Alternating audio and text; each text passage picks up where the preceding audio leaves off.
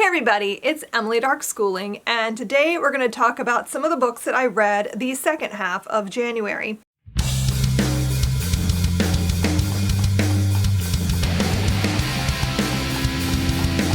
So I read a lot this month. It was a really good reading month. I feel like I got to almost everything that I wanted to.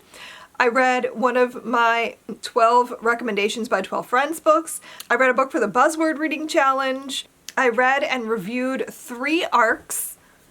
I only had 1 DNF, so that's pretty amazing. And I've hit 8 prompts so far in the Build Your Library Reading Challenge. So I am off to a fantastic start. Let's talk about what I read. So I'm backing up a few weeks. So this is like the last 2 weeks of reading of January. So I read A Curious Beginning by Deanna Raybourn. This was one of the 12 recommendations from 12 friends books that I read this year. So thank you. I'm going to put the name up on the screen because I cannot remember off the top of my head who recommended what. So I'm going to put your name here. But thank you so much for this recommendation. It was actually really good. I did not expect to love this as much as I did. I gave this 4 stars. So this is a mystery, which is why I wasn't expecting to love it. I have not read a lot of mysteries that have worked for me. I'm just not terribly interested in that as a genre for the most part. But this one worked really well for me because it's set in Victorian London, which is one of my favorite settings to read. So it had that going for it. But it's also about a woman scientist, which is just something that I will always love to read. So with those 2 things working for it, I think it ended up being, will I continue the series? I don't know. I don't know that I'll pick up the next one, but I really had a great time with this one. The audiobook was really fun too, I'll say. But this is your basic run-of-the-mill mystery. You know, you've got a character who is dealing with the death of her aunts, and she's getting ready to go on a tour to study butterflies. That's what she does. And so she's leaving the country to do that when someone stops her and is like, no, you're in danger.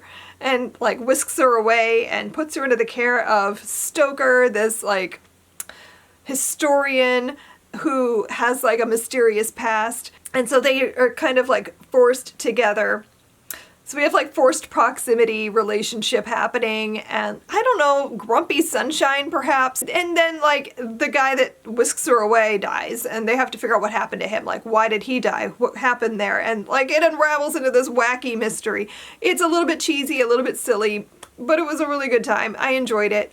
Next, I read The Songbird and the Rabutan Tree. This is by Lucille Abendanon, and I loved this. This is a middle grade historical fiction set during World War II, and it's set in Indonesia, which is just not a time period and place you see together very often. So that was exciting. This is about a girl named Emmeline, or she goes by Emmy, and her experiences. This book was written by the author about her grandmother. So it's sort of not a memoir, but it's sort of as honest as possible retelling of her experiences during the war years when she lived in Indonesia. Her mother has recently died, and she's mourning her, and they used to sing together all the time. And so she's a beautiful singer, but she stopped singing when her mother died, and she can't bring herself to sing anymore. And her father wants to send her away because he feels like it's getting too dangerous, the Japanese could invade at any minute. They need to try to be somewhere safer. But she doesn't want to leave her home because this is where she's always lived. She has no memory of living anywhere else. And she feels like Batavia is her home. And of course, the Japanese invade before they can get out. And so the story is about her time in the Japanese concentration camp there. And the writing is beautiful, really compelling. I could not put this down. This was one of those books that I just wanted to keep reading late into the night until I could finish it. Very exciting story, very harrowing, but really well done. Beautiful found family relationships that are happening in the camp. Just it's a beautifully done book. I think she did a great job honoring her grandmother and her experiences. So I highly recommend this one. This was great. It's middle grade. Really well done. But it's like, it's middle grade, but I think this is one of those books that like anybody could read this and enjoy it. So highly recommend that.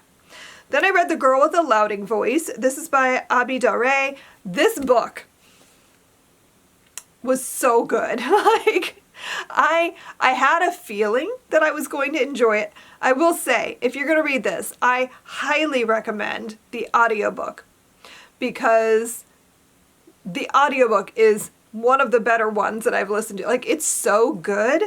The way the book is written can be a little bit challenging to get into at first. Our main character, Aduni, is 14. She desperately wants to like be able to get an education and do all the things that her mother wanted for her, but her mother has died and her father's like, well, what do I do with the daughter but marry her off?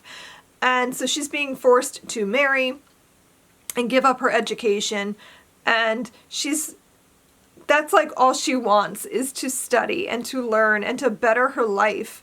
And so the course of the story is her like fighting up against all these obstacles that are getting in her path, keeping her from doing what she most wants. And the people that are helping her, it's just, this is excellent. I loved it so much. I think Aduni is such a powerful character. It was so moving. It's one of those stories that I think is going to sit in my chest for a very long time. I'm going to be thinking about this book a lot. I read Hands by Tori Maldonado. This is one that I read for the Sybil's finalists, and I did not expect to like this as much as I did. I gave it 4 stars. I had preconceived notions, I am aware, that like I knew it was about boxing, and I was just like, no, not really interested. But this is not about boxing. Like, it says it is, but it isn't. This is more about like a boy learning that there's more to life than fighting. That even though everyone around him, he lives in a bad neighborhood, his family's been involved in gangs, that kind of thing, and he's learning that like hands can be used for good things too. They're not just for fighting. Like, fighting leads down a bad path, and maybe art could lead him down a better path. And like all the different people in his life that are trying to help him to go the right direction. I don't know. I thought this was really good. This kind of felt a little bit like The Hate U Give for younger audiences. Like, I feel like it's the same sort of writing style, the same kind of like finding your place in the world and learning to speak up for yourself and learning to do the right thing, but for a younger audience, if that makes sense. So I don't know, I enjoyed it. My only real complaint was that I think it was a little bit too short. It was a little bit choppy. I wanted a little bit more. I thought it could go deeper. Then I read The Last Tutor. This was the only Philippa Gregory I managed this month. That was my TBR selection at the beginning of the month, was to read Philippa Gregory. I had hoped to get to 2, but I only managed to get 1. But you know, her books are long, and there are too many things to read. But I'm glad I finally read this particular book, because it had been on my TBR for ages. I think this came out way back in like 2017, and I finally read it. So The Last Tutor is about the Grey sisters. So we're following Lady Jane Grey and her sisters Catherine and Mary. I've read about Jane Grey several times. I knew she had sisters, but I've never read about them before, so this was an interesting experience. This was the most I've ever read about what happened to them. I did not really know a whole lot about them. So they were both heirs to the throne, because Jane was also heir to the throne. Obviously, she was on the throne for a very brief period, but then she was beheaded by Mary. When Elizabeth became queen, she named Catherine as her heir, but this story is almost more about Elizabeth than it is about Catherine and Mary. I kind of feel, one, Philippa Gregory can be very repetitive. I'm kind of used to her writing style, so I've expected that, and it doesn't really bother me, but I can see why that might bother some people. But she's very repetitive. Like, Mary is a dwarf. She's a little person, and the number of times that they tell us that was a lot. the way Catherine constantly refers to her sister as being almost like a doll. She's so tiny, she's so petite, she's so small, she's so little, like almost every time they mention her. And I'm just like, we get it. You don't need to keep saying it. And the same thing in Mary's, like they each get their own section of the book. So like you start following Jane, then you're following Catherine, then you're following Mary. And so, but the main character of this book was Elizabeth, because everything revolves around Elizabeth and her whims. And I think that was kind of the main idea of the book, is that Elizabeth is a jealous woman who everyone's at her whim. And if you are the heir to the throne, you're never going to feel or be safe, because as long as you could potentially overthrow the queen, you're a danger to her. And so, like, they're constantly being pulled away. They're locked up. They both marry without getting permission for the queen. You would think that Mary would be like, wait, let me check in first. But no. After seeing her sister get her life ruined and torn away from her husband and her children and all of that, like, she does the same thing. So, like, this was an interesting experience to read, honestly. I kind of want to find another book that delves into their lives, because this is the first time I've read about them and I want to read more. I gave it 4 stars, but I think if I'm being honest, it was more like a 3.75. Then I read Across the Green Grass Fields by Shauna Maguire. This is, I think, the 6th book in the Wayward Children series. I'm finally forcing myself to pick up the rest of the books because I'm way behind and I really want to read the newest one, so I have to catch up. This one I had been not sure about because I knew it was like a horse girl book. I am not a horse girl. I don't like horses. They kind of freak me out. I fell off a horse when I was small and I'm sort of terrified of them, and like, I have a great respect for horses. They're lovely creatures. I just don't want to be near them. So like, I wasn't sure that I was gonna like this. I shouldn't have worried. Shauna Maguire's writing is just so good that I was 100% invested in this book. I think a lot of people didn't like this one because we're being introduced not just to a new portal world, but also to a character we've never met before. Reagan is not a character who we've met in the series thus far. So like, it sort of feels disconnected, I guess, but I was already disconnected. I had not read a Wayward Children's book in like more than a year. So for me, it didn't feel as disconnected, I think, as if I had just read it back to back. So I didn't notice that so much. I really found the world to be beautiful. Like, I don't know. I thought the whole thing was really good. I really enjoyed my time in the Hooflands. I did not expect that.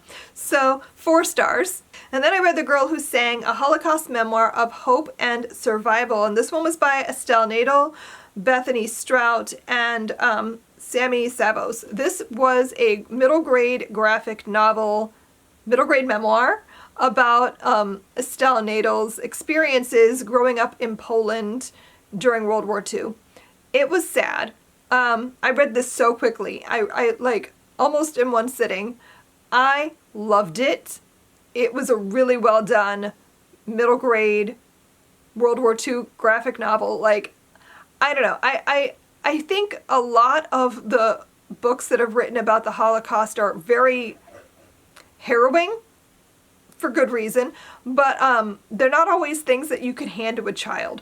I think this one would work for like a great introduction to the time period for younger readers. I think 10 would be the youngest I would do that with, though, because there are some really harrowing moments in this book. Like, Poland was not the place you wanted to be. I mean, let's be honest, most of Europe was not the place you wanted to be if you were Jewish during World War II, but Poland in particular was pretty horrific. Her family is basically torn in half all at once, and then several family members have all either disappeared or died, and it's just very sad. But what I appreciated the most about this book was that it didn't end at the end of World War II. Like, I'm always like, I want to know what happens after, because I think a lot of people believe that the Holocaust was like a one-off event, and when it ended, everything went back to normal and everything was fine again. And no, it was not. So I really appreciated that this shows the aftermath. So not only do we see what happened in the lead up and during the war, but we see what happened after and why so many people had to leave. So I really appreciated that we got to see like what happens after, how did they end up where they did, and like what happened to their lives afterwards. So I really loved this. I think it was really well done. I highly recommend. It's a really good introduction. Survivor stories. Read the survivor stories. We need to bear witness. We need to read their stories and carry that on, because the survivors are all getting to where there're not going to be that many left soon. There's already not that many left, and they're gonna all be gone soon. So I think we need to know about their stories so that we can pass them on. And also I think survivor stories are the best place to start when you're learning about the Holocaust. So highly recommend this one. It's very good. I just started reading The Witch and the Tsar, and I'm hoping to finish it by the end of this month, but I'm not far enough in yet to talk about it. But that is the book club book. So like, if you want to know my thoughts on The Witch and the Tsar, you should come to the live show. So we're going to be doing the book club live show at the end of this week on Saturday, February the 3rd. So be there if you want to check out like what Tanya and I thought of the book, and you can chat with us and we can discuss it further there. So those are all the things that I read the second half of January. Overall, I read almost 16 books. So we're off to a really good reading. I'm off to such a good reading year already. Like, so many 5 stars this month alone. Like, I hope you enjoyed this video. Let me know down below in the comments, what was some of your favorite reads this month? I would love to hear about it.